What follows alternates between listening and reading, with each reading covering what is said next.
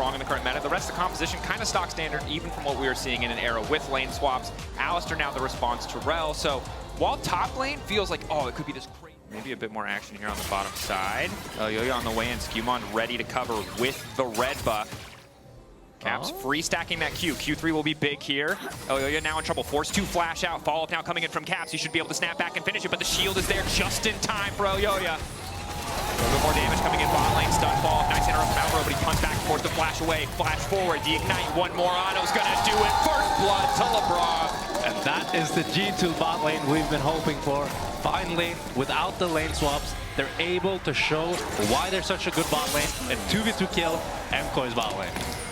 Very well played. Ultimately, action in the mid lane, not a lot happening other than trades of something. Another camp to trade, but of course, not all three grubs going to MKOI. One was taken away, SkewMond getting another thing, and he's already level 6, so potential threat of a dive here. To be able to farm, because if he doesn't, then Myrwn can just keep poking him out. But Elyoya's behind. Downside is if the Skarner gets involved. Quick flash out, slowed.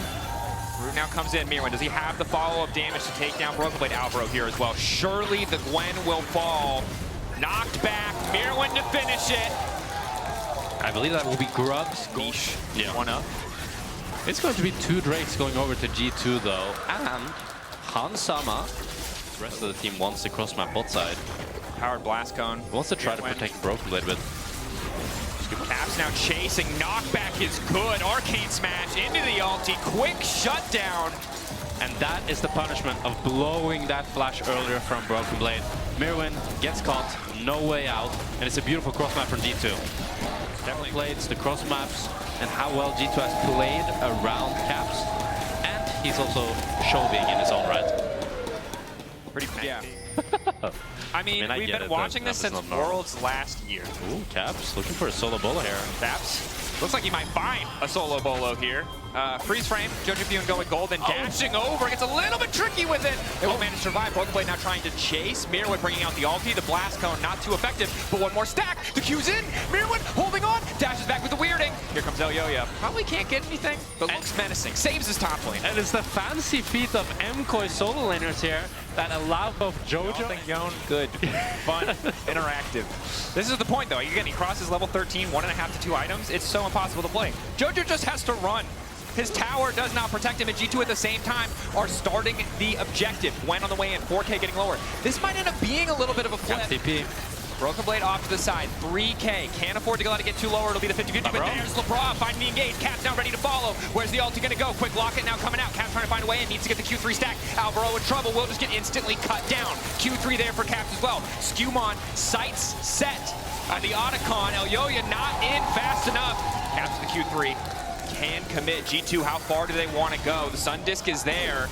They're still entertaining the idea. Broken Blade stepping up, uses the mist. Jojopyun trying to run. SkewMond knock back the instant follow-up. It's a slaughter. MKOI in a single fight lose so much. G2 are getting everything. They get the Otacon and they can chase for every single 1v1, every single fight.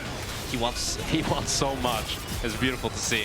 Broken Blade still chasing, shifting sands over the walls. Elyoya now the one who's been caught. Broken Blade not hesitating to immediately ult. A little less damage after the changes, but Hansama now there to follow. First kill coming through. Supa just running from the Gwen, but there's no getting away. The skip and slash is back up. Maybe the flash for the wall is going to take him there. E in, but he's just withdrawing.